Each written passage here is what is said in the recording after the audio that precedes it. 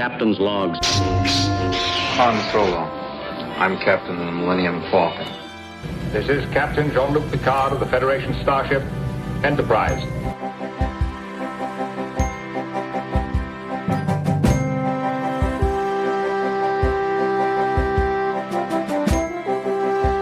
Priority 1 message from Starfleet coming in on secured channel.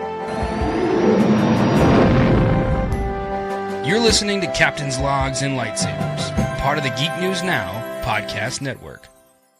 Hey, Captain's Logs and Lightsabers listeners. Got tats? Love your ink? But are you worried that your art will fade over time, and the cost to keep it looking vibrant and fresh gets to be too much? Well, that's where Mad Rabbit comes in. After just one use, you'll see how Mad Rabbit is effective on old and new tattoos. All natural ingredients are used to keep this from feeling oily or greasy. Even better, use promo code CLLPOD and save a whopping 20% on every purchase. Keep your ink looking great and save money. Check it out, madrabbit.com, promo code CLLPOD. Welcome to episode 28 of Captain's Logs and Lightsabers podcast. We are the podcast on the Geek News Now network that discusses both Star Trek and Star Wars in the same podcast. My name is Jonathan, and I'm joined, as always, by my co-host, Chris. How's it going? I'm good, Jonathan. It's good to be back. Hello, everybody. So, Chris isn't the only one joining me today. Today we are talking about the third and final season of Star Trek Picard, and that show is just too big to just be the two of us yakking nonstop about it, so we have a guest joining us.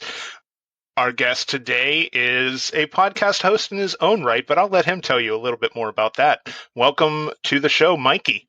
Hey, Jonathan. Hey, Chris. Thanks so much for having me on. I'm excited to get to do something that I don't often get to do on my podcast, which is talk about Star Trek television. That is something that I have been watching since I was a kid, so I'm looking forward to discussing that with you guys. My podcast, the Deuceast Movie Show, in the title, is mostly about movies. So yeah, sure, we've talked about the Star Trek films, but to dive into a television series is a brave new world for me. So I'm excited to dive in with you guys. Very nice. Yeah. Is it a strange new world or just brave? Just brave. Just brave. It's not strange. That's saved for a Captain Pike show that we all know and love. There you go. Sorry for the dad joke, everybody, but you had to know it was coming. All right. So, hey, on that note, Mikey, thanks again for coming on. Yes. I have been listening to the Deucecast for quite a few years now, and you always put out a quality product. It's always fun to listen to you and Dr. Earl and Dave talking about all the movies that you've seen and everything. It's a good show. So check it out. It's the Deucecast Movie Show. We will link to the Apple Podcasts page for that so that you can check it out. Definitely appreciate that. Yeah. Yeah, absolutely. And it's the least I can do for you for coming on. I appreciate it. Okay, so we're going to kick off the show the way we always do, and that's with How Did You Geek This Week? We're going to start with our guest, Mikey. Well, I mean, we sort of talked about it already, but Strange New World Season 2 started back up. So I took advantage of that and watched the first episode. Very much enjoyed it. The pacing, it was very similar to the first season. Lots of action, some good comedy, which, Anston Mount has always got the good comedic timing, and the high stakes. I mean, even in the first episode, there was high stakes going on. So I really, not to spoil it or anything, but I really did enjoy it. So I enjoyed doing that. I did several other geeky things this week as well, but if I'm only allowed to have one, that's the one I'll mention. There's no rules in this section. Yeah. If you have any more nerd stuff, bring it up. Oh, sure. I mean, Secret Invasion obviously started, and for the MCU, and it's been a minute since we've had an MCU show on Disney Plus. So I was very excited for that. And it's if you watched Andor, so Star Wars Andor, I think tonally it's very similar. This it's got a very serious tone to it, and it looks like it's going to be a pretty intense show. So I really implore you to watch that if you've been keeping track of the MCU shows. It's only 6 episodes, so it's going to be an easy watch. At least it'll just be six weeks of your life, since they don't do the binge model on Disney Plus. Okay, so only 1 episode was released today. Correct. Yeah. Okay. Yeah. The marketing confused me a little bit because it almost sounded like they were dropping all 6 episodes at once. No, they are doing that for a show later this year called Echo, but that was a character that was in the Hawkeye series, but they are doing the standard weekly release with this particular show. All right, very cool. I also watched Strange New World. It wasn't the most thrilling episode, like you said, Mikey. There are some high stakes just with the way that they're threading in some things that happened in the previous season already. But it was a nice softball setup to reintroduce us to the characters and the everything that had taken place in the first season, which it was a good start to the season. I'm hoping that it kicks a little more into high gear. And Chris, I know you haven't had a chance to watch it yet, so yeah, not yet. It's on my agenda for within the next day or so. But I'm looking forward to it. Part of what I'm really looking forward to is seeing the Klingons with their makeup. They brought them to kind of looking like Klingons again, not like the Discovery version. So that made me a little bit excited. Just to see or the TOS version. Exactly. Yeah. Yeah. Exactly. So I'm interested in that. That's what's really going to drive me to watch the episode, is to kind of see that Klingon arc. But hopefully within the next day or two, I'll get to watch it. Yeah. The more I think about it, the more I hate the design of the Klingons at the beginning of Discovery. That was just... Oh, yeah. Me too. Yeah. I didn't like it. Isn't that what do people call them? The Klingorks?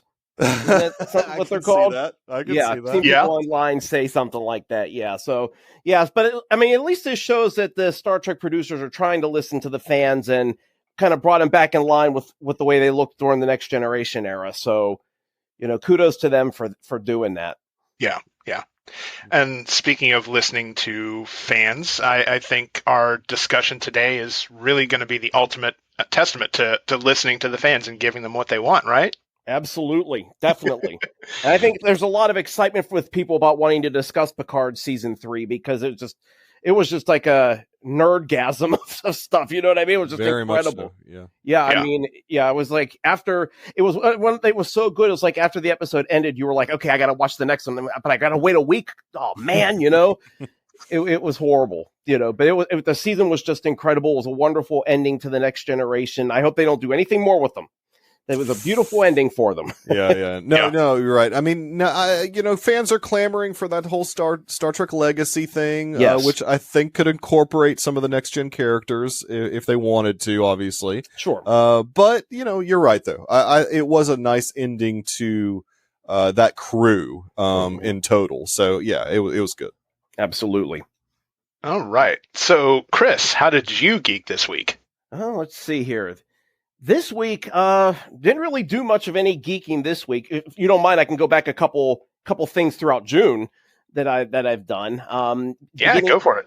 First weekend in June, as I said in our previous episode, as I'm a member of the USS Stella Parada through Starfleet International, and we did the Three Rivers Comic-Con. It was, I believe it was June 3rd, June 4th. The attendance at the con was a little less this year, but there was a lot of stuff going on. In addition to the con, you had Three Rivers Arts Festival, you had the Pride Parade, and there was something else going on at the exact same time. So everybody's loyalty basically was torn, So it was a slower weekend than last year, but we still did very good at our table with our games that we played to earn money for our charity called Extra Life. And we ended up making well over $300, and we were just $40 short of what we made last time. So for it being a slower weekend, I think we did a pretty good job. So we were all happy about that.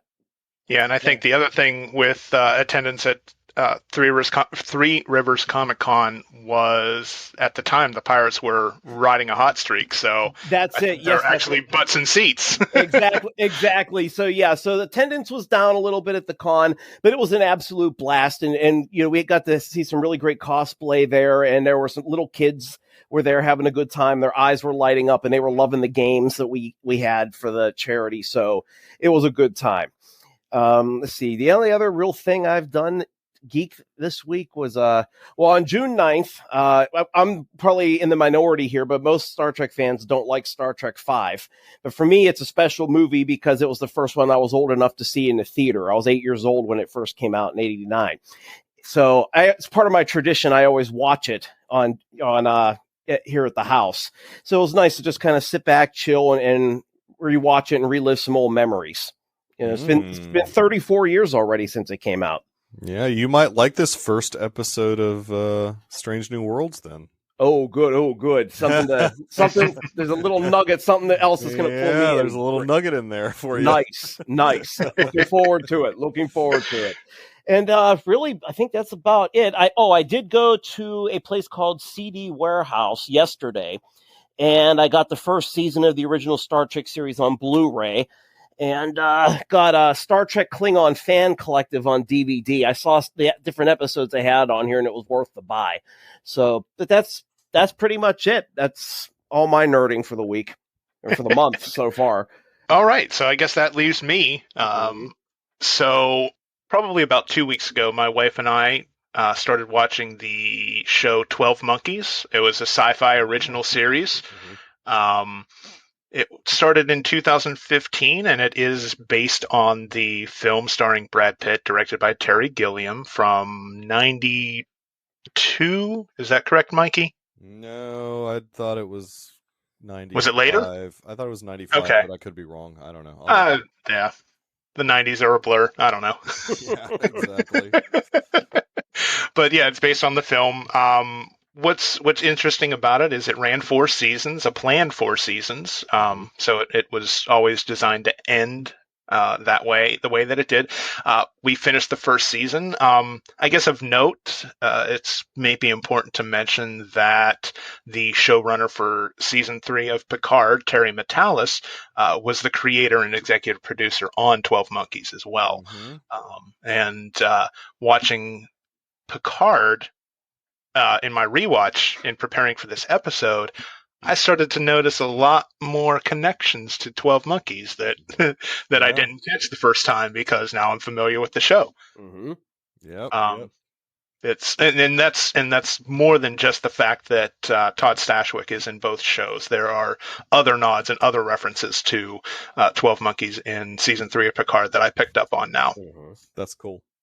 Yeah, I watched a little bit of that series when it had its original run, but I did not complete that series. I wasn't like a huge 12 Monkeys fan, so wasn't really like totally drawn to it, but it was intriguing and it certainly had a fan base. I mean, it was a critically acclaimed show from what I understand. I don't know, back then if a lot of people were watching it at the time, but it did have some critics that seemed to like it quite a bit. Mm-hmm.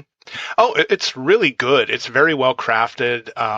Terry Matalas really knows how to create a serialized show. I mean, everything matters. Everything that you see matters, but it's not a show that you can watch casually.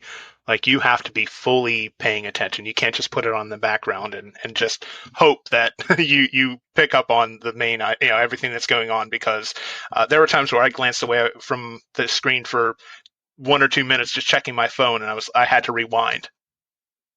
Yeah, I mean, and it's interesting that you say that because he seems like he really excels at character work, and that really came through with Picard season 3. Whereas, to me at least, the previous 2 seasons were lacking in that somewhat.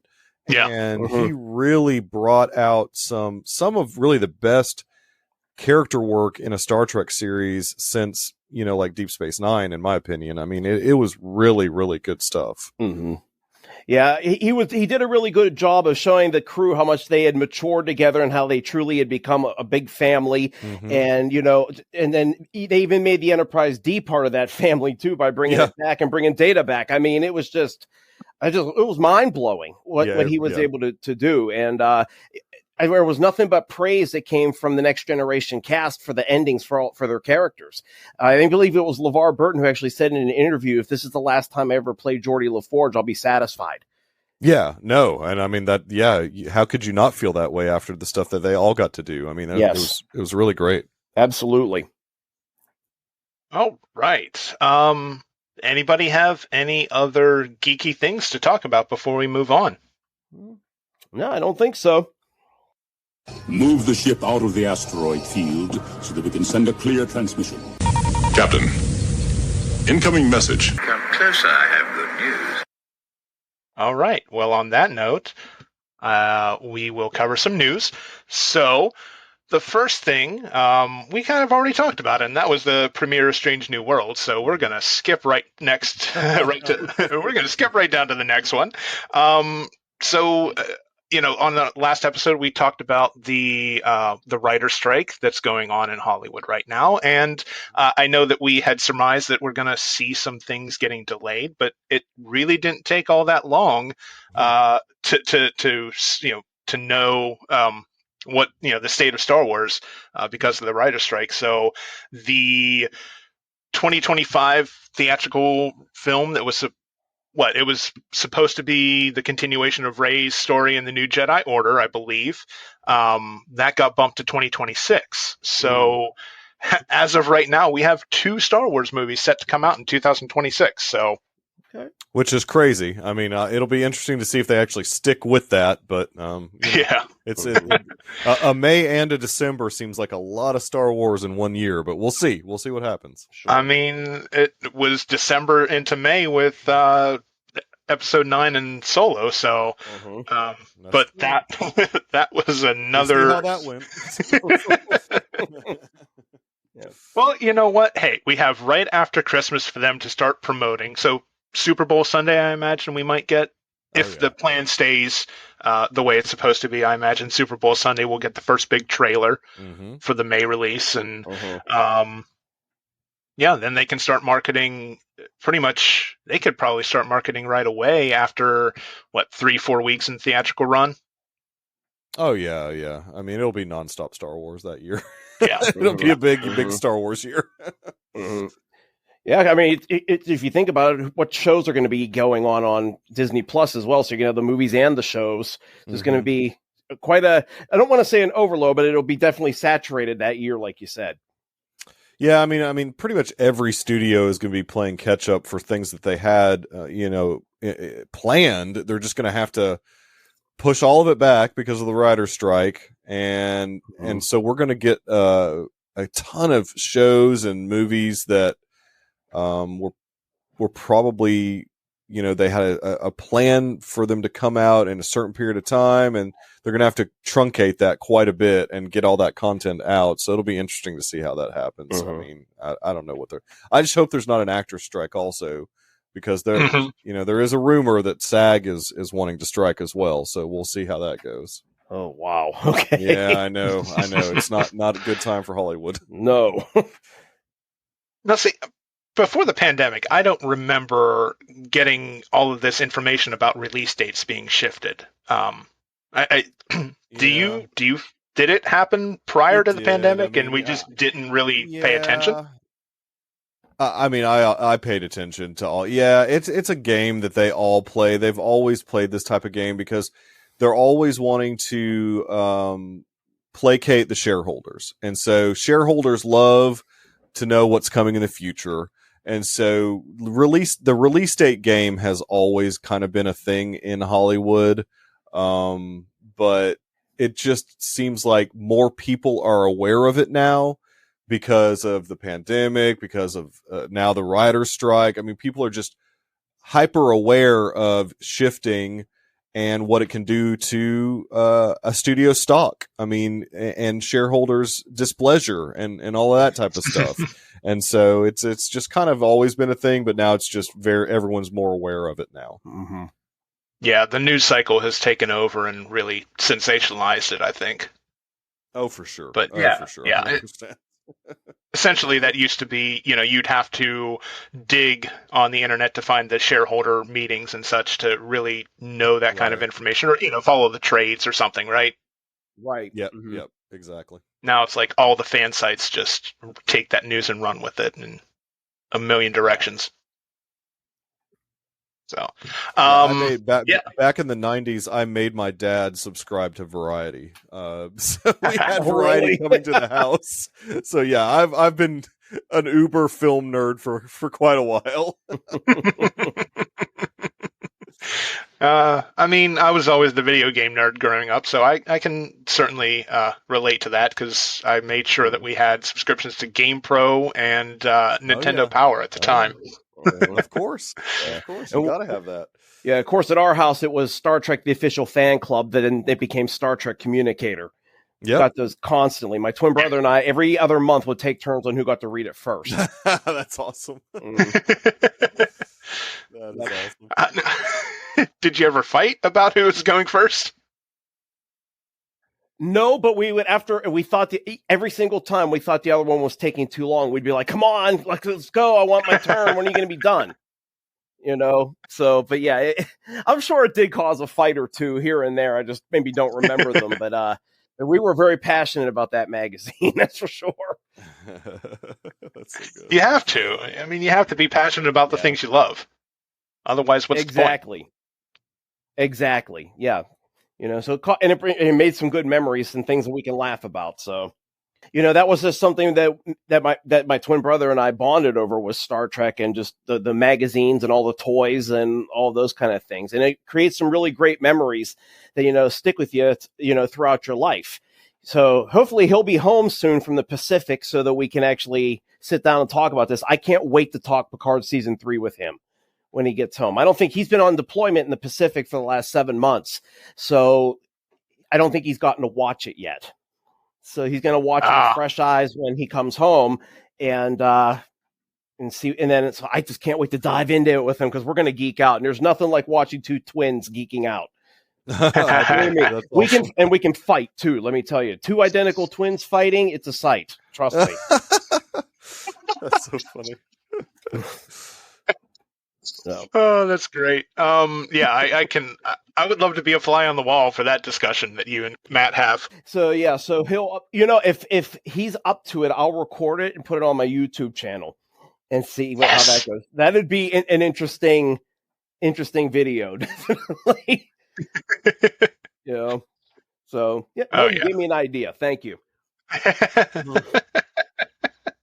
Very nice. I will make sure that I watch that video as soon as I see the notification pop up on my phone if it comes to that. You got it.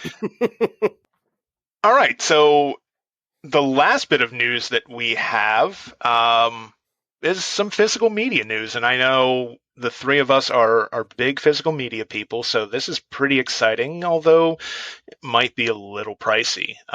So we found out that the final season of Picard, in addition to the other 2 seasons, are going to be released on a Blu-ray, DVD, and Blu-ray Steelbook a little bit later this year.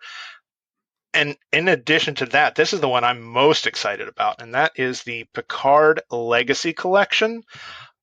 This thing has every single episode, film, or anything that Jean-Luc Picard has been a part of. So you get all 7 seasons of Star Trek: The Next Generation.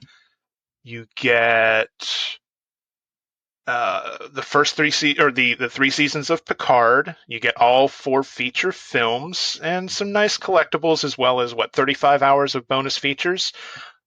This thing is on 54 Blu-ray discs. 54? 54 Blu-ray discs. Impressive. That is impressive. Man. Oh, 154 episodes of television, 4 feature films, 35 hours of bonus features. Yeah, this is insane.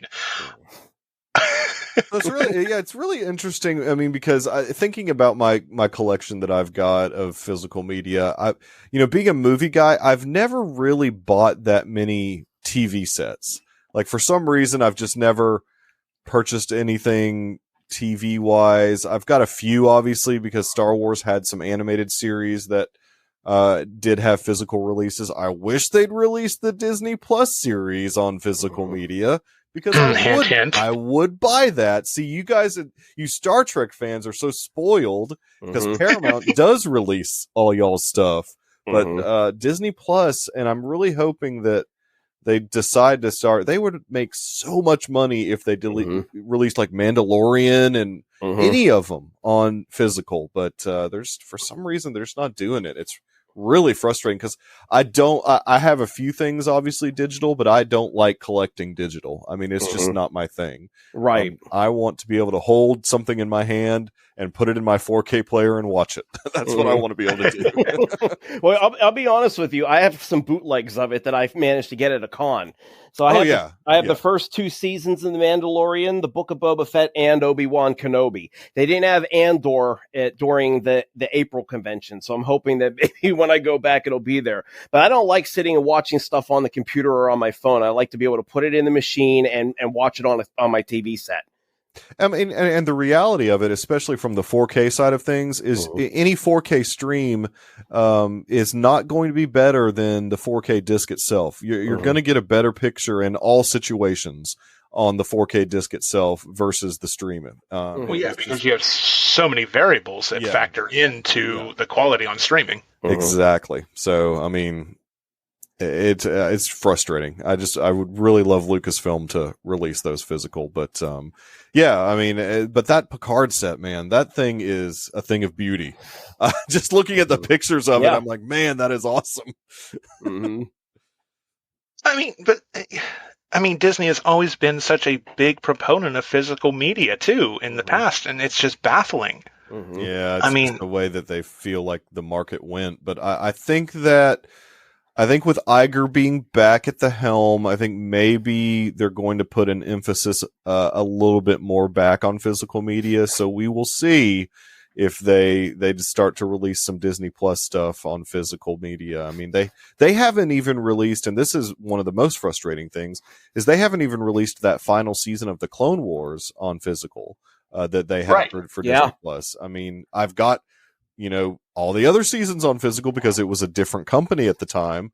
It was like Cartoon Network. And so, they released all of those through Cartoon Network and Lucasfilm. But when Disney bought Lucasfilm, just at the time, everybody thought digital was just going to be something that everyone did. But if you look at industry figures, DVD, like old school DVD, still sells more than like Blu-ray, and obviously 4K is more niche, but the old school DVDs, there's still a huge market for that because there's still a lot of places in the United States that just don't have access to good internet. And so streaming services and digital stuff is not in the zeitgeist for those people. And so they're still out there going and buying regular DVDs at Walmart for stuff. And so it's really interesting that industry hasn't really, I mean, Blu-ray is pretty popular, but the 4K one worries me a bit because that is still really a niche industry, like the 4K physical media. I mean, not a lot of people have switched over or upgraded in this case from Blu-ray to 4K. It's still a pretty small percentage of people, but man, I'm telling you, a 4K disc on a 4K TV, again, a thing of beauty. It looks so good. I guess that's one thing I kind of take for granted is because I'm a gamer and I do generally get the latest and greatest systems, I automatically, ever since the PlayStation 3, I essentially have the best, possible Blu-ray player that you can have. Yeah. And it's just built into the console. Yeah, and the advantage of that is the easy firmware upgrades for the longest time. I mean, anytime, especially the PS3, if they had a firmware upgrade for the Blu-ray player, I mean, that would make you have the latest and greatest without having to buy another Blu-ray player, because they kept doing really good firmware upgrades. Sony has always been really good about firmware upgrades for their hardware. I mean, that's just kind of like been something that I've noticed. And owning Sony Blu-ray players and my Sony 4K player, it'll do firmware upgrades every once in a while, just so they make sure they have just the latest, greatest software for their hardware, basically. Yeah, I mean, Sony has always been a higher cost of ownership, but the benefits, I mean, they're not always tangible benefits either. Right. You don't always see the value until you realize that they're doing things like that behind the scenes.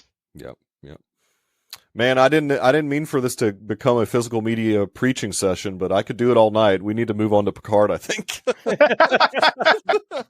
That's a perfect transition. Yeah. We always tangent and go rambling sometimes. So this, honestly, that fits the format of this show. Let's be honest. Well, what makes it fun and what makes it more realistic is us just kind of talking, and just sharing thoughts with each other. That's what's fun. Oh, definitely. Yeah. Yeah, and see, I'm always so held back by Dave and Dr. Earl on my podcast. I don't get to talk about physical media ever, so I'm taking advantage of it. It's taboo on your show, right? That's right. They don't want to. They just want me to talk about the newest movies. Don't talk about your physical media collection. Well, come here and join us anytime. You can talk physical media to your heart's content. Awesome. For sure. Yeah. All right. Well, since Mikey, our guest, decided to transition us and just steal my spotlight, I think that's a good place to start talking about Picard. Don't get technical with me. Logic is the beginning of wisdom, Valeris, not the end. A Jedi uses the Force for knowledge and defense. Chris, I know I took the lead on the Mandalorian discussion, and Star Trek has always been so near and dear to you. You had asked me if you could take the lead on this, and I am happy to oblige. So however you'd like to start this conversation, just take it away, and Mikey and I will fill in with our thoughts and as the time's appropriate. So go ahead. All right. Well, I think what we'll do is we'll just dive right into just discussing all 10 episodes of the final season here. So we'll start with episode 1, the season premiere, called The Next Generation. So basically this episode, just brief synopsis, is the SS Helios with Beverly Crusher and an unidentified man on board the ship was being attacked. Dr. Crusher gets injured, and she sends out a distress signal to Admiral Picard. So then it jumps into the Chateau Picard on Earth. He and Laris are getting ready to move to another planet, and he's packing up all of his things when he finally hears this message from Dr. Crusher, and she says, "Trust no one." So obviously he goes and decides he's going to talk to Captain Riker about his concerns, and they find out, they find basically where a general idea of where her ship is at. And so what they do is they scheme to get aboard the Titan A as a way of some sort of impromptu, what would you call it? Inspection, something like that. And to take them out to where the Helios was at. So Captain Shaw is the captain of the ship, and when he hears about this plan, he says, absolutely not.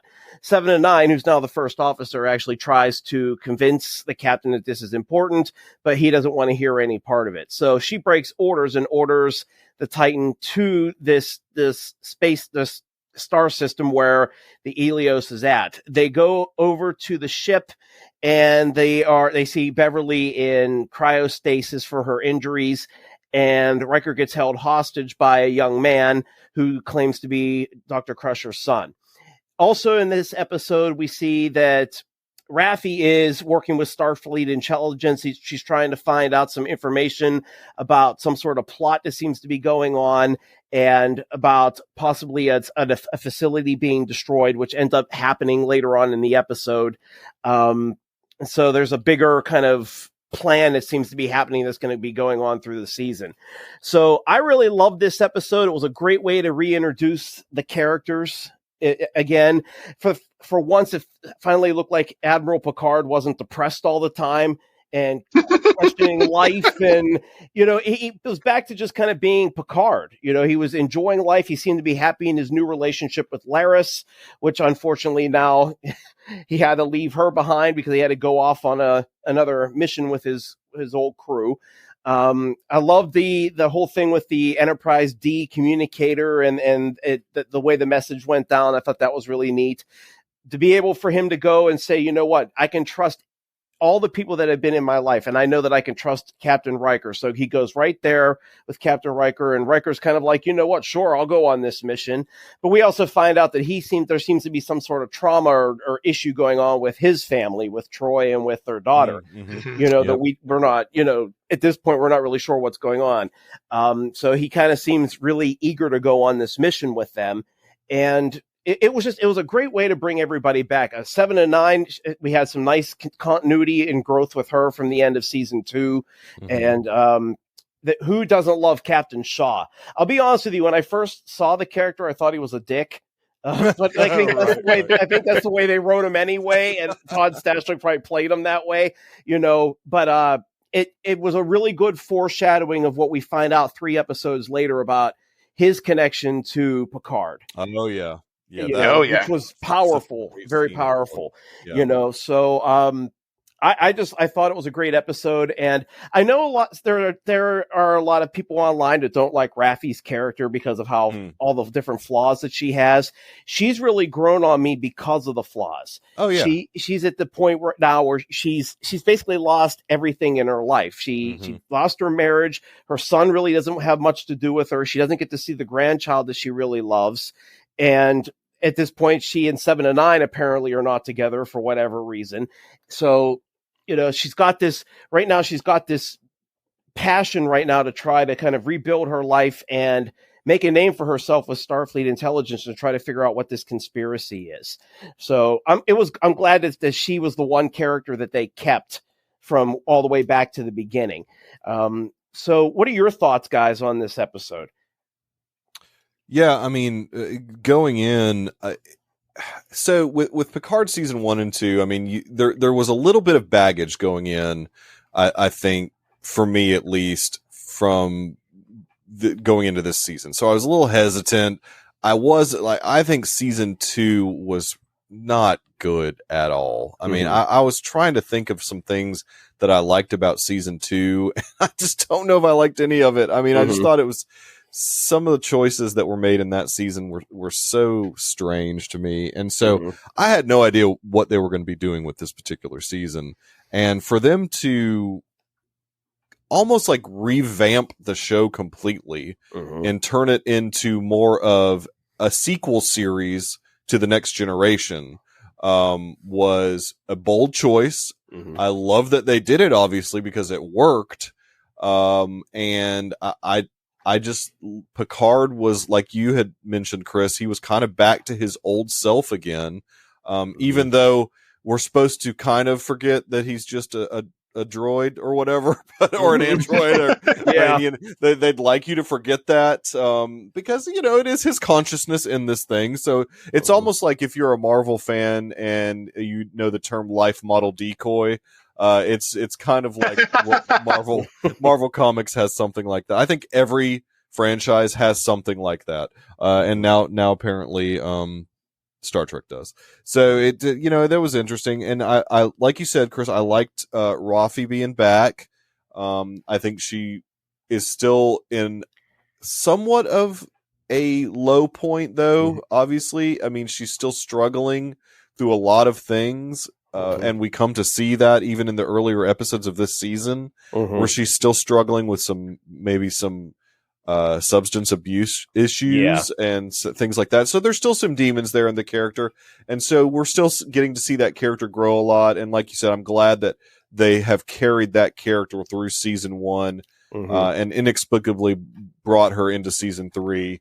Because really, you thinking about it, there probably wouldn't have been much of a place for her in a season like this, but I'm glad that they forced the issue and kept this character in the show. I think it was an important character to keep in the show. Absolutely. So yeah, I really loved the way that the season started off. I mean, so that's my take on it. Jonathan, Nice. what, yeah.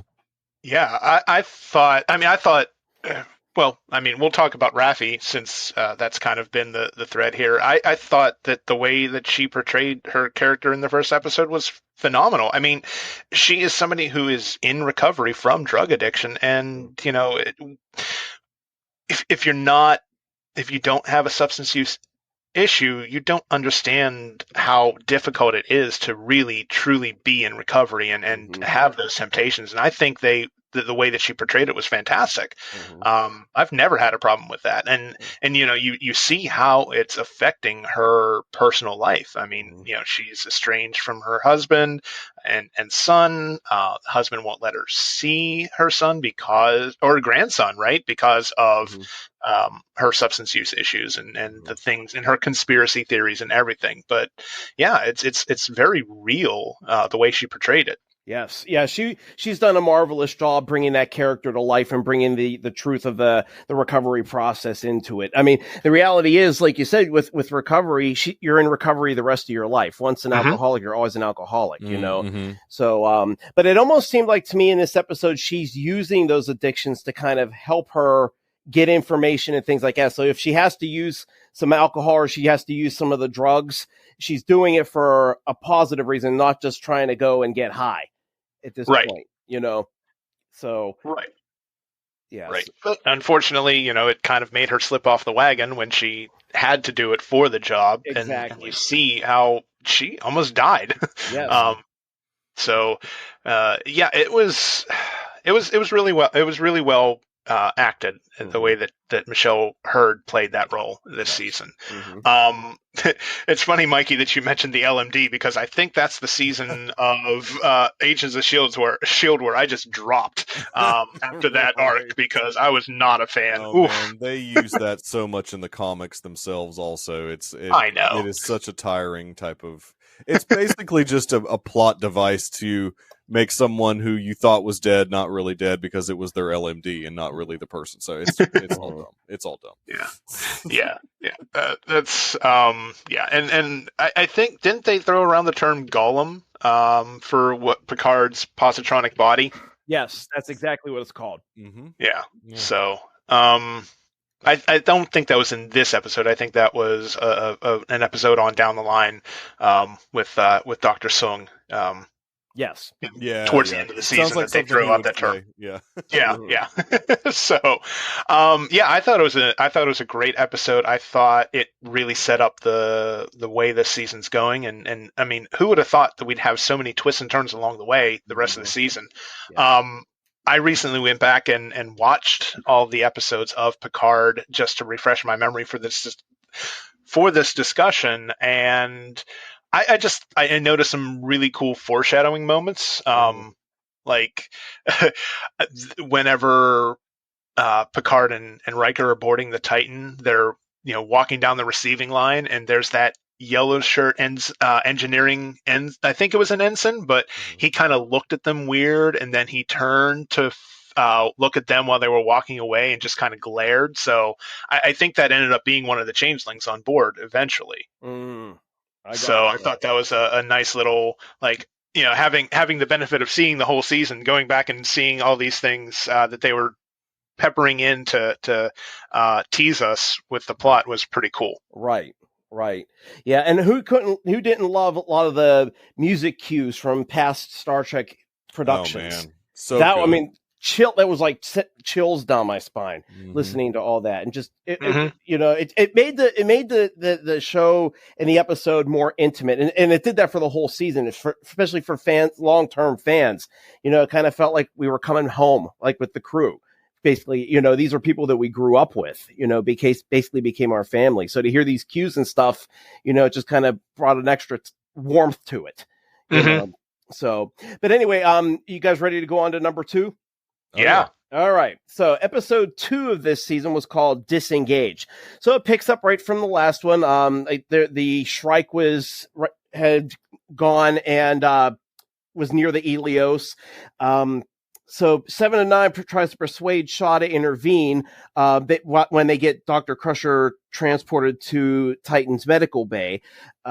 We find out that the Shrike has a captain who's a bounty hunter named Vatic. But we don't really know a whole lot about her at this point. She just reveals that Jack is an intergalactic criminal with a large bounty on his head at this point.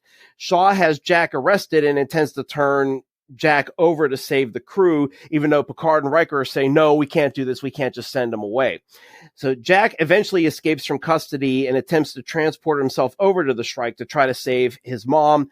But Riker helps Beverly to the bridge. And they had that really great scene where there was no verbal communication. It was just the Picard and Crusher looking at each other. And Picard knew that's our son together. You know, and as soon as he tells Shaw that, Shaw's like basically, oh, great. So he knows that they have to, at this point, they have to, you know, they can't turn him over.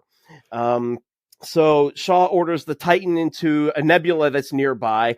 And it was the beautiful scene when Vadic was basically squealing in delight going after them at this point. That was pretty much where their story ended. And the other part of the episode had to deal with Raffi trying to get more information about what was going on with that bombing at that Starfleet facility in the previous episode. She ends up meeting with a Ferengi criminal named Sneed, trying to find those responsible and get information. Sneed was beginning ready to actually kill Raffi, and I think it was at one point he gave her drugs, and she said something. He said, like, prove your loyalty or prove who you are, and you could tell how she was really struggling in that moment. But we end up having Sneed actually ends up getting killed, and we find out it's Worf. And we find out partly it's Worf because of the beautiful Klingon theme that's playing when he comes back. You know, so this episode was really fun. The first thing I really liked about. I'm sorry. Go ahead. No. I was going to just throw out some awesome casting in this particular episode. Sure. But, well, first and foremost, I love the fact that Amanda Plummer was part of this series, just because her dad was obviously in Undiscovered Country. And I love that, just the kismet of that, just having her be in this particular series was so awesome to me. And she was such a slimy villain, just like her dad was in Undiscovered Country. Yes. Good way of describing it. I am so happy you mentioned Amanda Plummer, because I remember Chris and I were very, very happy to hear that casting announcement when she was first announced. And I got to say, my expectations were exceeded with her. Oh, yeah. She was fantastic. And then much smaller, but still a cool cameo, Aaron Stanford was Sneed, and he's the star of 12 Monkeys, the TV series. So, yeah, I didn't know that. Okay. Yeah. It was a smaller cameo, but no less fun. So, yeah. Cool. Right? That was one of the connections. I was wondering if that was going to get brought up. Yeah. Absolutely. I was really glad that they went with the classic Ferengi makeup with Sneed. I know they so good. Yes. I mean, they upped it. If I remember correctly, I'm not a big Discovery fan, but I know when they jumped the show into the future, didn't they kind of redesign the Ferengi? They did. Yeah. And I didn't. Yeah. Discovery's a whole other conversation. Oh, yeah. But I don't even know if I like. Yeah. I don't know. I don't like it from a personal standpoint. I don't like it at all. Right. But I mean, you have to figure after 900 years or so, things are going to change. Species aren't going to look the same. It's not as bad as the whole Klingon debacle from season 1 of Discovery, for sure. So I do have to ask a question. I'm going to show my lack of Star Trek knowledge card here, and hopefully, Chris, you can help me out. Okay. The Changelings, have they been villainous in the past? Yes. So the Changelings were actually the founders of the Dominion. Okay. Yeah. See, because my favorite character is Odo. And so I'm like, Odo's not evil. Why are the Changelings evil? And I'd forgotten the whole Dominion thing. Yeah, I thought that was the Kardashians or something like that. Well, the Cardassians ended up joining the Dominion in season 5, and then they were against the Federation for the war arc for the 2 years. But Odo, the reason why Odo was the way he was is because he was part of what was called the 100. So the Changelings actually had 100 newly formed changelings that were sent into the galaxy to kind of learn about space and gather information. Explorers. Okay.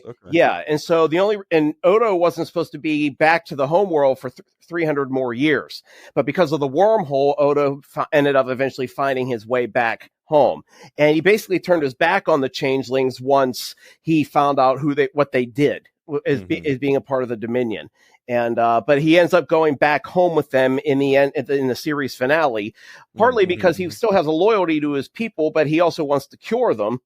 But he also uses that as his bargaining chip for the female changeling to actually end the war. So if he goes home, and it fit perfectly with what the changelings really were, because even in one episode, she said that she would give up the whole Alpha Quadrant if it meant just bringing Odo home, because the Great Link's very united. So it was a perfect moment where she kept her word and ended the war. So to see this new group of changelings throughout the season was very, very interesting. And we'll get into that more as we go on in the episode. Yeah, I was going to say, sorry for the side. That's my fault, but I just I knew Chris would be able to help me out on the history there. No, that's exactly what he's here for.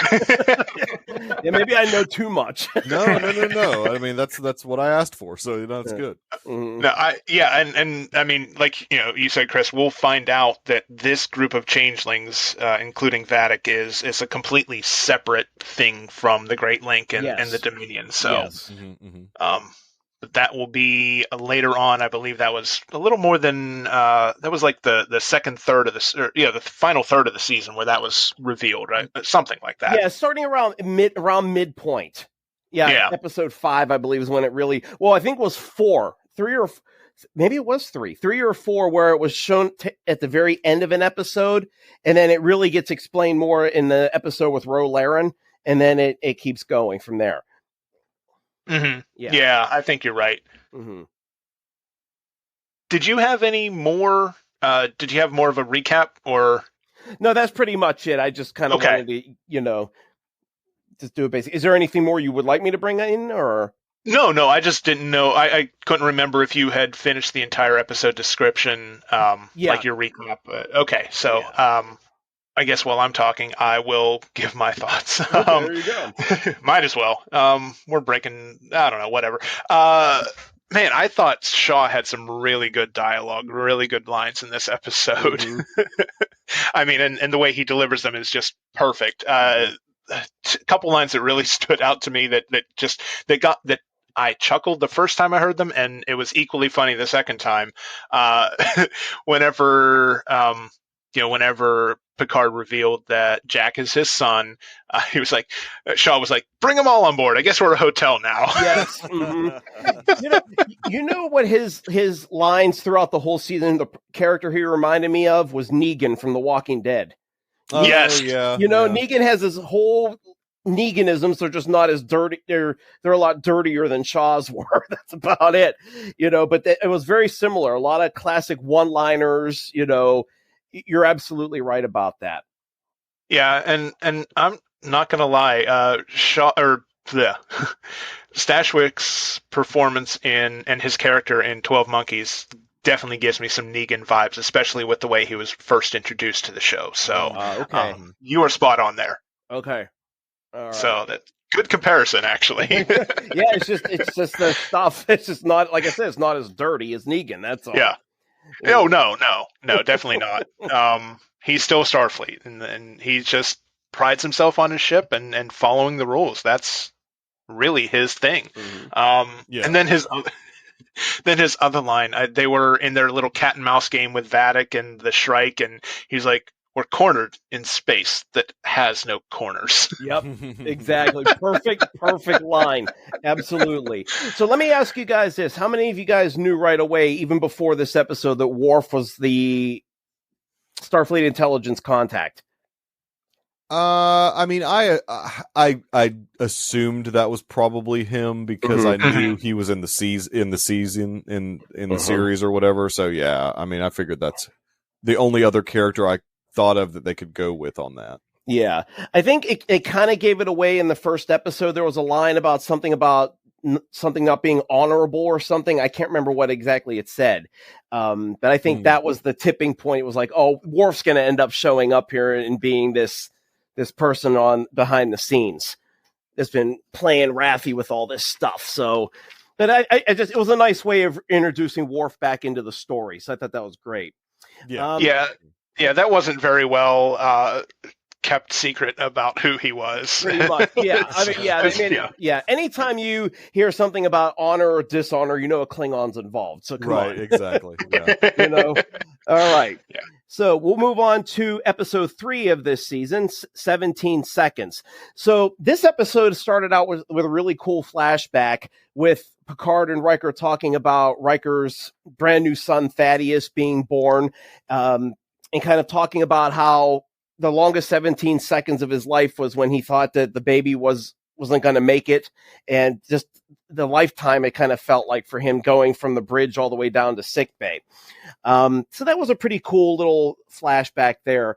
And then it goes into the regular time now. So Picard and Beverly start to talk, and she, in a little kind of like parallel Star Trek 2, she tells Picard about why she kept Jack away from him, because basically she was afraid of what his lifestyle and the kind of person he was, what kind of attention that would bring on Jack, and would that bring revenge? Who knows what? She was just afraid that something bad would happen. So the Titan attempts to escape the nebula that it was in, but it gets cornered by the Shrike using portal technology. That was really cool. That was a cool scene. Yeah. Yes, very much so. Picard advises Riker to lure the Shrike into a trap, but Riker wants to flee and prioritize saving the crew. So let's real quick.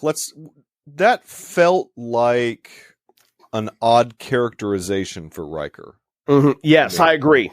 Okay. Mm-hmm. I just was not sure where that was coming from with him, other than maybe the pressure of the situation got to him a little bit, but it just seemed a little off it didn't seem very Riker-like. No, I agree with you, because even in the series, Riker never publicly challenged Picard on his command strategies. Yeah, it was a little odd.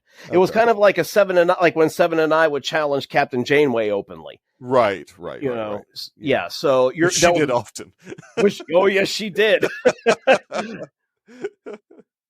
I keep thinking about the way Riker talked to Picard, and you could see in Jonathan Frakes' eyes how painful it was to have to stand up to Picard. Somebody that he respected for his whole life. But at the same time, he was the captain, and Picard was serving as the number one. So, I mean, he had to assert himself. And whether it was the right or wrong decision, that's what a captain has to do. Sure. Absolutely. But it doesn't mean it's without consequence, or, I guess you can't be afraid to hurt feelings as a starship captain, is what I'm getting. Right. And, by this point, too, Riker had his own command, the original Titan, so he's probably bringing his own experience into it on top of it. So, absolutely. So, another part of the episode is, so they're trying to figure out why the Shrike is able to track the Titan through this nebula. And it looks like Jack and 7 and 9, they basically realized that Vadic was tracking some sort of gas leak on the Titan, and they find an ensign actually was in a process of sabotaging the ship. So there's some sort of fight that kind of ensues, and they find out that he's actually a changeling. So that's it.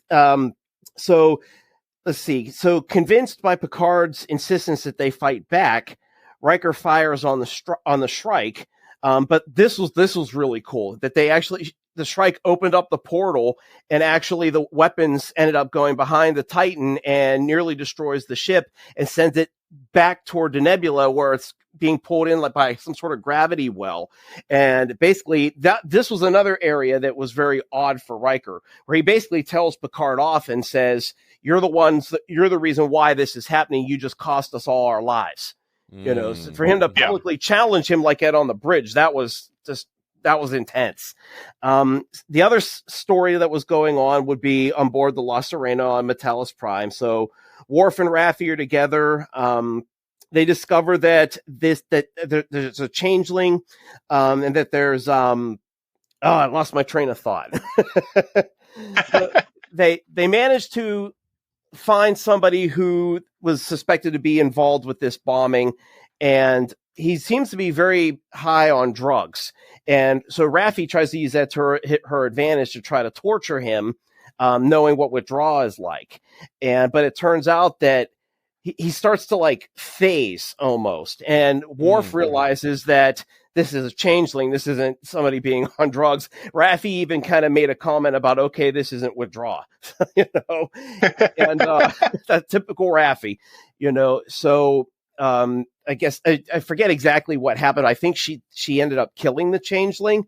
And so they realize that now the changeling's threat has returned to the Federation.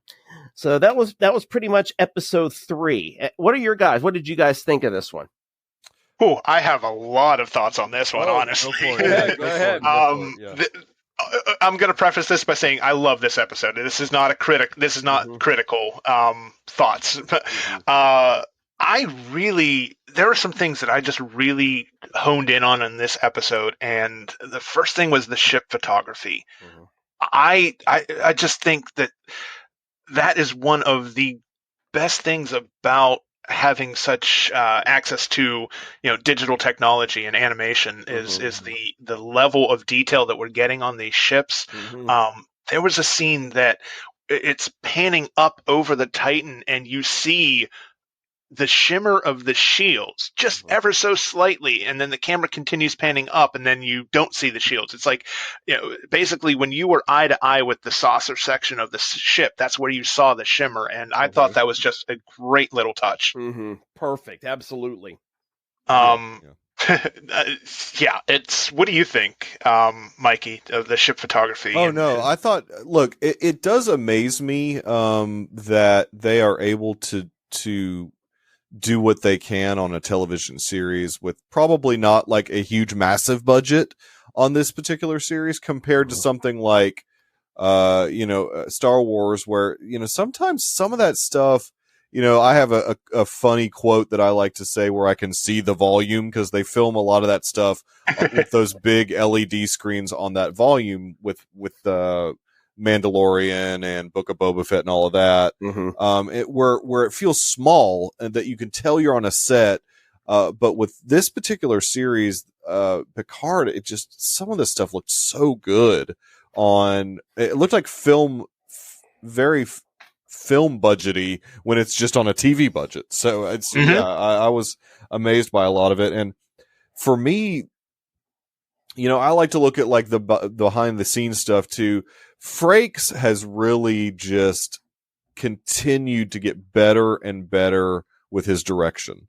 And he directed this particular episode, and I was just so impressed with this one, because it was very action packed. He's directing himself, obviously, which is a challenge. And he did give himself some meaty stuff. So, but that's part of the look. If you're the director, you can give yourself some good stuff. And he did. Look, he's fantastic director. I mean, he's always been kind of that way with Star Trek, but to me, he keeps getting better and better, and like more surprising with the stuff that he brings to the table with his, not only his acting but his directing. And real quick, I did want to shout out yet another like casting Easter egg, Thomas Dekker. You beat me to it.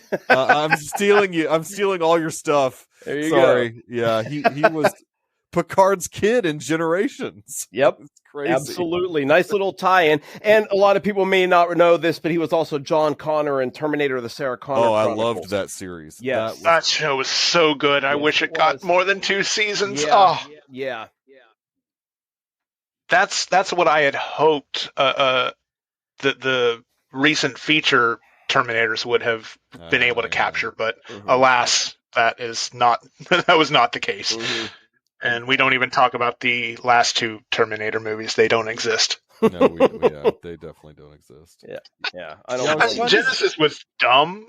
It was a terrible movie, but I still enjoyed some parts of it. But I don't count it as a Terminator movie. Right? Yeah. They stop at Salvation for me, honestly. Oh yeah, same with me. I did like Terminator: Dark Fate, just because I have a bit of crush on Linda Hamilton as Sarah Connor. Oh yeah. That's fair. I was glad she came back. Yeah. Oh, absolutely. At least one last time. So, all right. I'm sorry. Go ahead. No. I was just going to say, that was kind of a thing, with badass women making a return to cinema. You had Jamie Lee in the Halloween movies, and then you had Dark Fate. So it was definitely a thing in the late 20-teens. Mm-hmm. Oh, absolutely. Now, if we can move a little forward and actually get Sigourney Weaver back for a final Alien movie, that would be really great. Ooh, that'd be good. I'd be on board with that. Mm-hmm. Yeah. Well, talking about badass women, let's segue into Gates McFadden, man. I thought I was hanging on every single word in this episode of hers. I mean, I know the reason why she came back is because of this material, and I'm so glad that she did, because, yeah, I mean, she was just utterly captivating the whole time. Mm-hmm. Oh, absolutely. I completely agree with you. And you could tell in her acting how much she relished the role, and like I said earlier in when I was talking about this episode, did you guys notice the parallel from Star Trek II with about the reasons why Dr. Marcus kept Kirk away from David his whole life? And you know what I mean? Oh, yeah. Yeah. So I thought that was a really nice kind of connection. It's kind of like saying that, your life as a Starfleet captain, it's great that you get to be that, but there are consequences that can come from having that kind of position of power. And, and what parent wouldn't do that? Try to protect their kids from that kind of situation. I mean, it sucks for Picard because he didn't get to know his son. Right. But I mean, when parents, I don't have kids, but I mean, it's, parents, they'll do anything for their kids to protect them. And as much as Picard's upset about that, I think as the season went on, he kind of understood where that came from with her. Yeah, absolutely. Yeah. I guess the last point I really wanted, well, there's 2 points I want to hit on, if you don't mind. I really, I got a kick out of the portal weapon sequence in the Nebula, man. And this isn't a slight, but the whole thing was fantastic, and I thought it was brilliant. I thought that Vadic was just, again, she just is so scheming and slimy that, that she thought to do that. But I also couldn't help but think of the video game's Portal. Right. Yeah. Hard not to parallel that. And I know, Chris, you're not a big gamer, but the idea is it's a puzzle-based game where you have a portal gun, and you basically have to you have like an entry portal and an exit portal, and you have to like send objects through the portal to get them into position so that you can solve the puzzle in the level. And I kept waiting for, and I don't know, maybe I'll have to go back. Maybe it's subtle, maybe it's there, but I just kept waiting for like a GLaDOS reference or like the cake is a lie or something to come up. Exactly. I mean, that would have been hilarious, but I don't know if there would have been a way to make that serious and just be like a covert nod to fans without it seeming over the top or out of place. Right. But, and then the last point, man, I just, can we talk about Ed Spaliers? Oh yeah. Jack Crusher, the actor that plays Jack Crusher. Yeah. I know he's been in a lot of stuff. He's been in a lot of TV before. He was on Downton Abbey, I believe, right? Yeah, he's a BBC guy, Yeah, which is not a show that I've watched, but I do watch Outlander, and I don't know, just because of knowing him from that show and how despicable the character is, I immediately thought he was going to be like a villain or somehow involved, because he is not a nice character in Outlander at all. He plays a pirate, John Bonnet, I think, is the pirate's name in the show that he plays, and yeah, he is not a good person. So I guess my my red flags went up, and the first time I saw him as Jack Crusher, thinking that he was involved, and then glad it didn't turn out that way, but I can actually root for him. So right. Well, he did. He is at the very least he is a bit of a swashbuckler in Picard as well. Yeah. Yeah, and certainly some things that happen later in the season, maybe he isn't good. Right. I mean, he's just a great actor. I mean, he's just really talented. I mean, for sure. I was not familiar with him because I didn't watch either of those shows you mentioned. But I mean, just knowing knowing his characterization in Picard and how you're describing him as being like super villainous and outlander. I mean, he's just a talented actor, basically. Really good character actor. For sure. Yeah. All right. That's all I wanted to bring up. So I don't know if you guys have any other thoughts or if you want to move on, but I just wanted to make sure that I hit on those points because yeah. Well, they were good points. So thank you. I don't really have anything else more about this episode. Mikey, do you? No. We can definitely move on. Yeah. It's okay. Cool. So we'll go on to episode 4, which was called No-Win Scenario. This was a very interesting beginning part because Vadic, who we find out is also a changeling, she contacts her superior that she's working for, and basically she cuts her hand off, and it turns into this weird, like, Ghostbusters kind of, like, ghost face, you know, and, you know, talking like a demon, and you know, basically... Vadic is told to go and pursue the Titan at all cost. Vadic seems kind of hesitant about that for whatever reason, but she's told she has to, and I believe the face kind of was making threats toward her about what her future would be like, those kind of things. So, but it says that them going after the Titan, doing so in the nebula, that would require the disengagement of the portal technology. So with only a few hours of power remaining on the Titan, Riker admits Picard was right and suggests that he spends his last moments bonding with Jack. Kind of like going back to what we had in the previous episode with 17 Seconds, trying to get him to talk a little bit about spending that quality time with your child because you never know when it's going to be gone. So they go in the holodeck, and Picard talks to Jack about some of the I guess adventures that he had with on board the Stargazer. And I don't know if you guys caught it, but they were on Argelius 4, I believe, is where he and his best friend Jack Crusher went to, as Jack called it, get laid. And right. Right. Yeah, and but Argelius 2 was a planet in the original Star Trek show episode Wolf in the Fold from season 2, where Scotty was being framed by a demonic creature for murder. I don't know if you guys ever watched that one. I probably did, but I don't remember it. I've seen it a lot. I've seen most of the 3 seasons, but I don't recall that one. Watch it. Same, yeah. It is a great episode. Definitely watch it. Turns out that Jack the Ripper was actually some sort of like non-corporeal the Jack the Ripper episode. Yes, okay. that's I know the one you're talking about. Okay. But that was a little tie-in to with the Argelius thing was to that episode. But so they're having a good time in the holodeck, and all of a sudden Captain Shaw comes in, and he's still injured from whatever battle he had in the last episode. I can't remember the details, but he comes in and he basically kind of goads Picard and basically tells Jack, do you know really who your father is? And we find out that he was actually a veteran of Wolf 359. He was a young ensign engineer at the time, and he got some severe trauma from what had happened, watching his crewmates die, ship being destroyed, being one of the few survivors of this. And he goes on this big meltdown rant, and Picard ends up leaving the holodeck. Yeah. Oh, it was wonderful. It was beautiful, you know. And so Picard leaves the holodeck. Jack goes after him, and the crew's looking at him like, what the hell? You know, I mean, watching somebody have like a flashback moment with PTSD, it's strong. It's hard to watch, you know. So let's see here. What else do I have here in my notes? Okay. So basically, Riker, Beverly, and Picard come together and they form a risky plan where they decide they're going to use some sort of energy pulse from the nebula to recharge the ship's systems. Shaw and 7 and 9 actually help them succeed, and 7 is able to find and kill an actual changeling impostor who had been sabotaging the ship and helping the Shrike to keep track of them.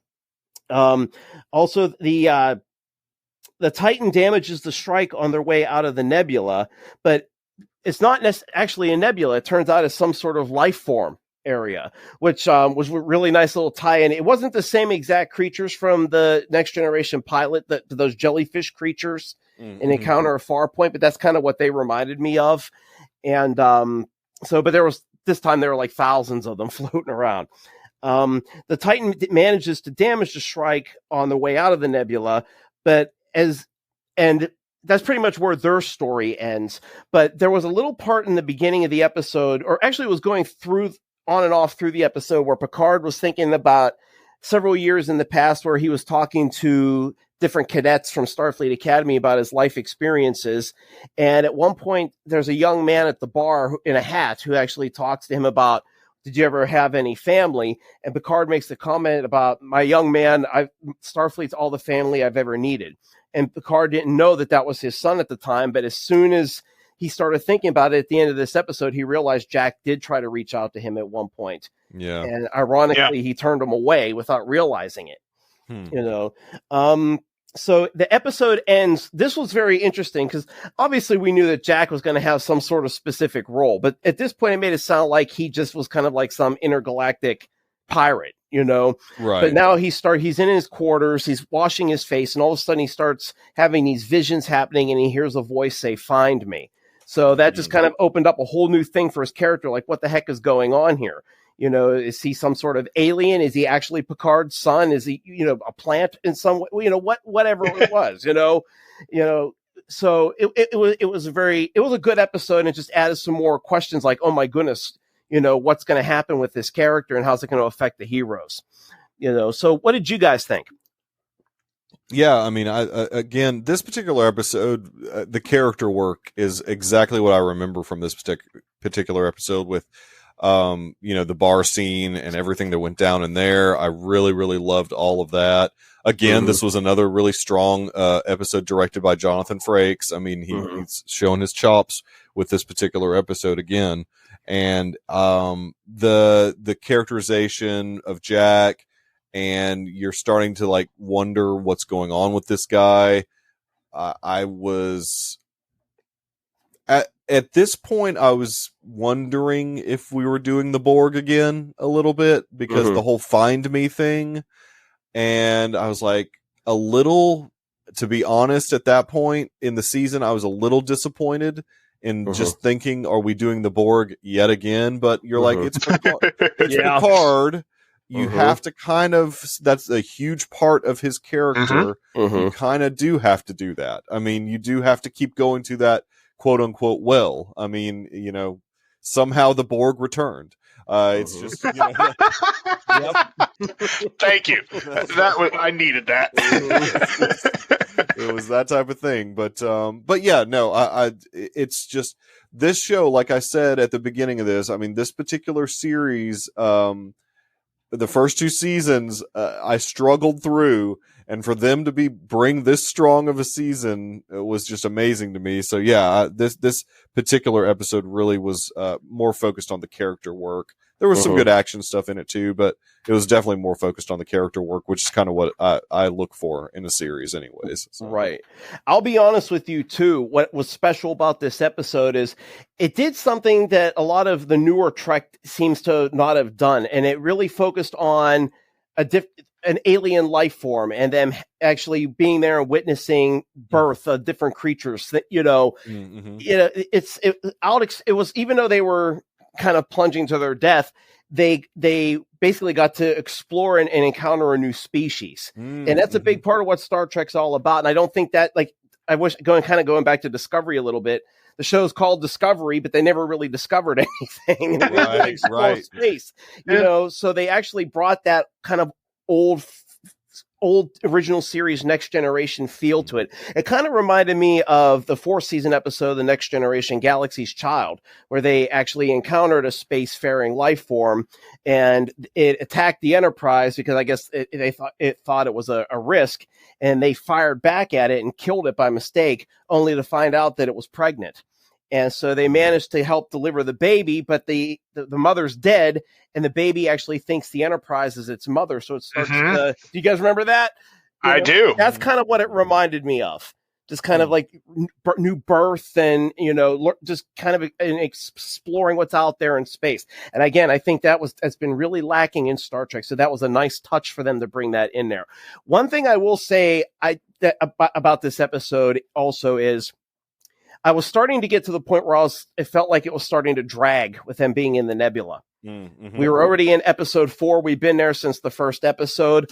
I was kind of starting to say, okay, let's wrap this up now. Mm-hmm. There's more story that's got to be coming here. Yeah, because you're thinking to yourself, wait a minute, there's only 10 episodes. We've really got to start moving this thing forward. Bingo. Yep. Exactly.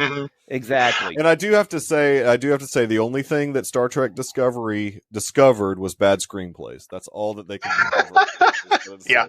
Gotta throw that out. And ugly Klingons. Not a lie. No lies detected. Chris, I'm kind of glad that you brought up how this started to drag, because I was afraid that I was going to have to be Debbie Downer. Mm-hmm. This was my least favorite episode of the season. Mm-hmm. And Mikey, nothing. No, I'm not taking anything away from the character performances and the character moments, because those were legitimately the best parts of the season, or of the episode rather. Yeah. I loved Shaw's speech and his monologue about his experience at Wolf 359. Man, that gave me chills. Yes. And the whole thing with Vatic, like, so cutting off her hand, and who was she communicating with? Was that like? I thought it was connected to the Borg. I thought it was a changeling that she was communicating with at that point. Yeah, that's what I thought too. I'll say, Mikey, I had no clue that the Borg were going to be involved. I thought it was going to be purely a changeling season at this point. Yeah, the Red Door thing and the Find Me thing. I just for some reason was thinking Borg when I heard that. Whereas with Vatic, I thought she was solely communicating with whoever. Her, the changeling that was working with the Borg, I guess, at that point. No, that makes sense. Yeah, maybe. I'm not sure, and we never really got an explanation for it. We didn't. I thought, it was sort of disappointing that we never tied that particular story element together. If the Borg and the changelings were working together for some means to an end type situation, like the Borg maybe promised the changelings something, so they were working together. But I don't know. I mean, I just figured that that's what they were trying to do, but maybe I'm off on that. No, and I'll kind of tell you guys why I thought this was my least favorite episode. There was so much going on plot wise. It was really just it was a lot for 55 minutes. Right. Yeah. And with the the ship being stuck in, being pulled into the gravity well, the hunt for the changelings, Vatic's scene reporting to her superior, everything in 10 Forward with Jean-Luc and Jack, and it felt like a greatest hits of TNG. Yeah, but can you imagine watching this on an old school with commercials and like having to get through this type of episode with having to sit through commercials and stuff like we did with TNG and DS9 and all that stuff? I mean, streaming shows are definitely tonally very different because they know they don't have to deal with commercials. Well, at least I don't let them because I pay for the 99. Like, I know some people might watch these shows with commercials, but I cannot imagine doing that. I would not. I hate commercials now. And so, no, I definitely pay for the non-commercial Paramount Plus. Same. Yeah. I go ad-free on everything but Hulu. I couldn't. This show would suffer for me if I had to sit through even just 30 seconds of ads. I would not want to do that. Exactly. No, it makes sense. First world problems, I know, but very much so. Hey, we're spoiled. We are spoiled. Yeah. I do love how this season mirrors DS9 in so many ways. With especially like Shaw's Wolf 359 speech, it immediately brought me back to Cisco's in DS9. And obviously the changelings as well. But just the way that it mirrors what we see in DS9 so well was actually one of my favorites. Yeah, and you're right. I mean, and because Deep Space Nine doesn't get a whole lot of love. It was one of those things you either liked it or you didn't like it. So to bring that little bit of lore back was incredible. It was a nice way of reliving kind of our childhoods watching those shows. Yeah, well, I think DS9 got unfairly compared to Babylon 5. Oh yeah, absolutely. Absolutely. Yeah, that's probably true. Yeah. So okay, I guess my complaints weren't all that bad. No, not at all, not at all. Don't be afraid, and don't be afraid. Even if you were going to be the Debbie Downer, it's okay. Yeah, it's an opinion show, so you get right, it. right. Okay, all right. So let's move on to episode 5, then, called Impostors. So the episode pretty much starts with Jack having visions of him actually murdering the crew, which is starting to really bother him. He's starting to wonder what the heck's going on here. Yeah. So also it happens to be that Riker returns command of the Titan to Shaw, which maybe wasn't the greatest idea in the world because he basically decided to contact Starfleet to turn Picard and Riker over.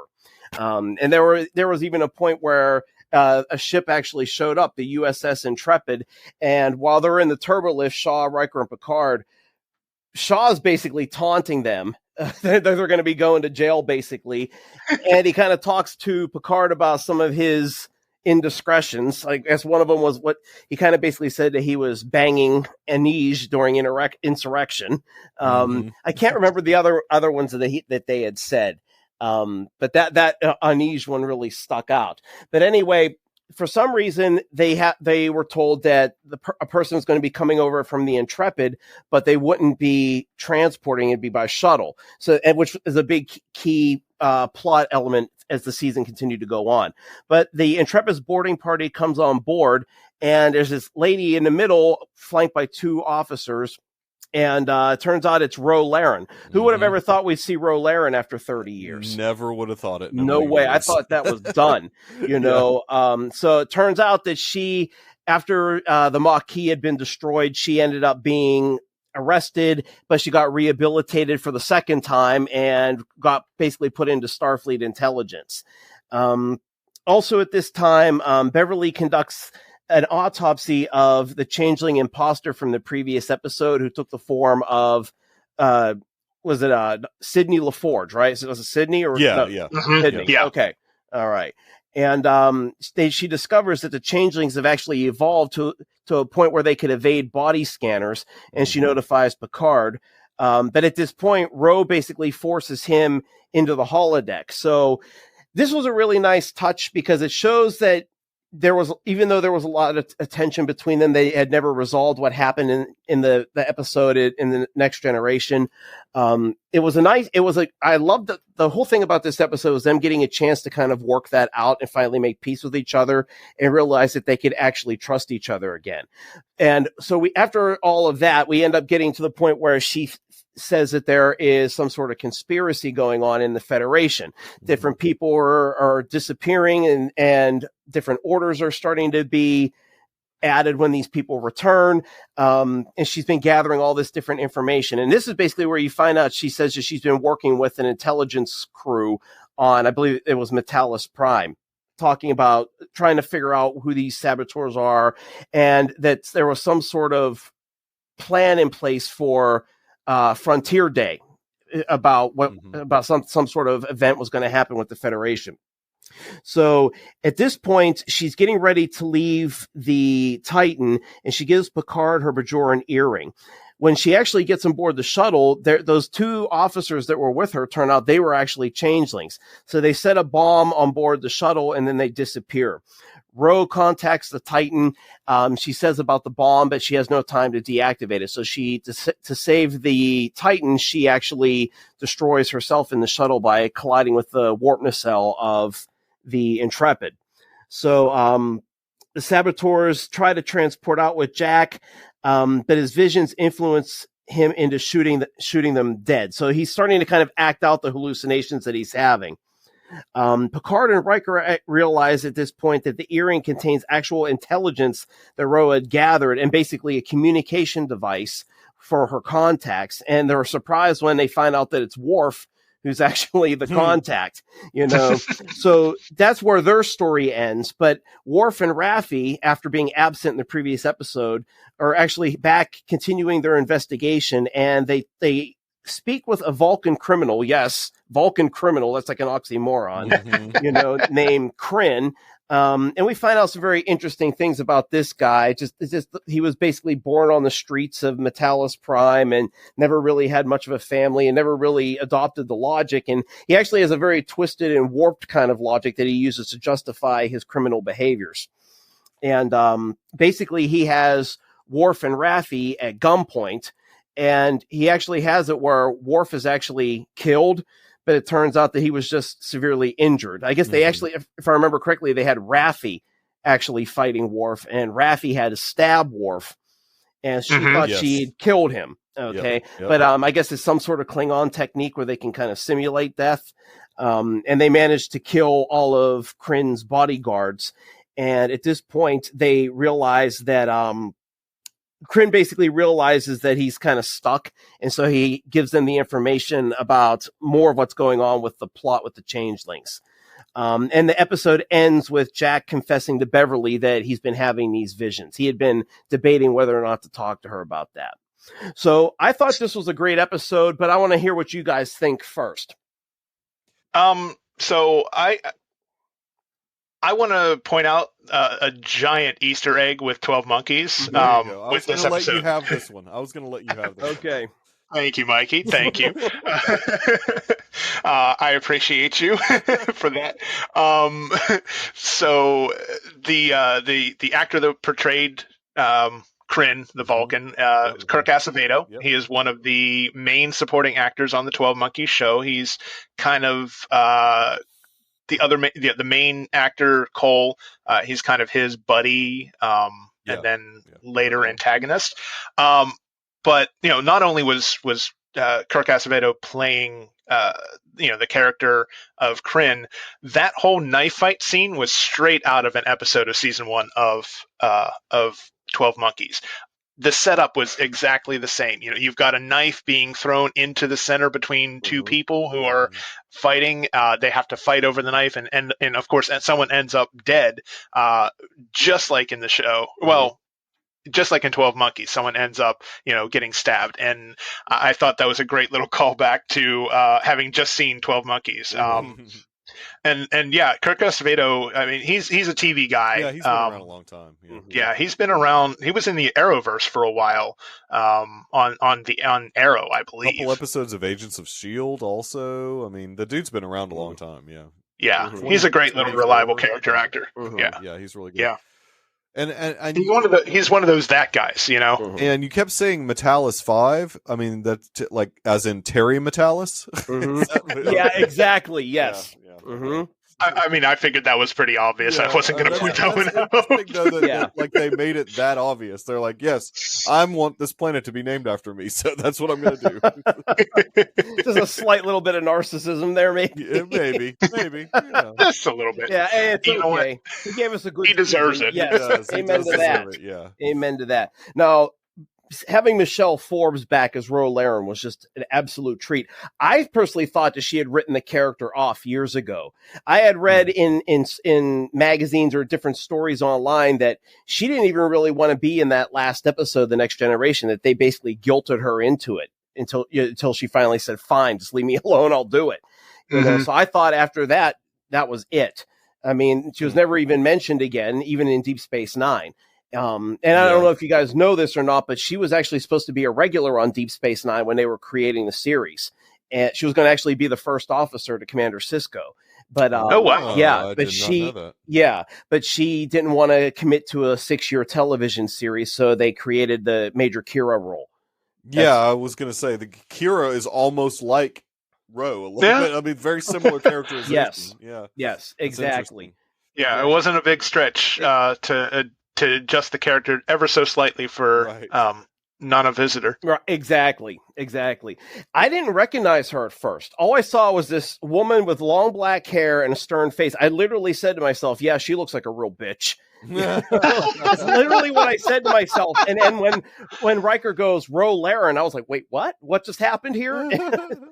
Now, let me just say, and maybe this is just me, I knew right away, but I have always had a crush on Michelle Forbes and Ro Laren. Hey, so and she ages well, that's for sure. She looks the same. I mean, she still looks damn good. Yes, and she is an incredible actress. She really is. I mean, she can go from being calm and happy to sad and tearful to angry and stern. I mean, she plays her role so well, and you can see it in her eyes, just the looks that she gives and being able to produce the tears. And she's she really gets into these roles that she's in, and she's very good in roles where she's in authority. If you guys saw her in Battlestar Galactica as Admiral Kane of the Pegasus, I don't know if you guys are into that show. That's her. Yes, dude, I love the new BSG. That's a great series. Absolutely, yeah. And that was her. I mean, she played that role to perfection. That's right. Mm-hmm. That is one of my glaring errors in TV. Is I have only seen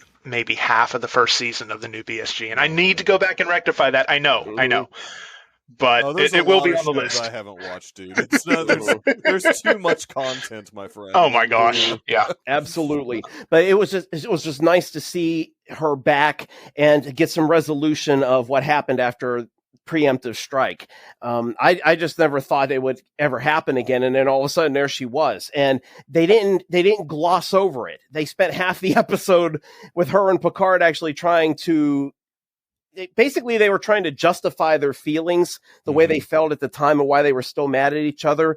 But I think they came to realize and respect some of the decisions and thoughts that they had at that time. I felt bad that she felt like she was trying to live up to something that Picard was trying to create in her. Kind of mirrored kind of what I guess Wesley felt at the end of Next Generation. But they finally made that peace with each other, and the way they killed her character off, I think was beautiful. I think the fact that she gave her life to save Riker and to save Picard and the Titan crew, it was the perfect way to say goodbye to her. Yeah, I loved how the episode had the theme of sacrifice running through the whole thing as a through line. I mean, first Worf taking the stab, him sacrificing himself to make sure that Raffi could, finish that tense situation, and then of course, the episode ending with Ro sacrificing herself. I thought that was a great through line for the whole episode.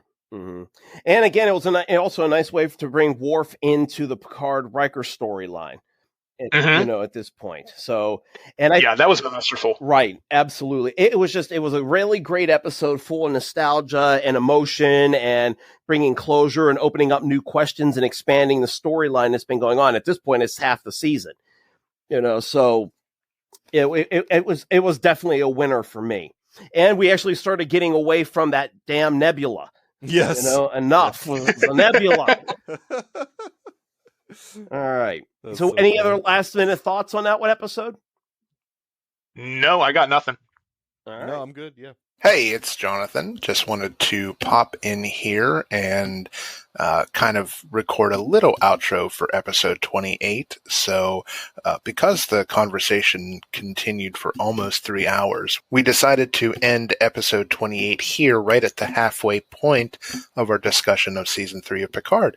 So in a couple weeks after this episode drops, you will get the second half of our conversation, which will be Captain's Logs and Lightsabers episode 29. So until you hear from us again and we wrap up our discussion on Picard, make sure you follow us on our socials, follow Mikey and the Deuceast Movie Show on their social platforms, and we hope you'll subscribe to their show as well. If you want to hear some good people talk about their love of film and, have some insightful discussions along the way. So check out the Deuceast Movie Show, and we'll catch you next time on episode 29 of Captain's Logs and Lightsabers.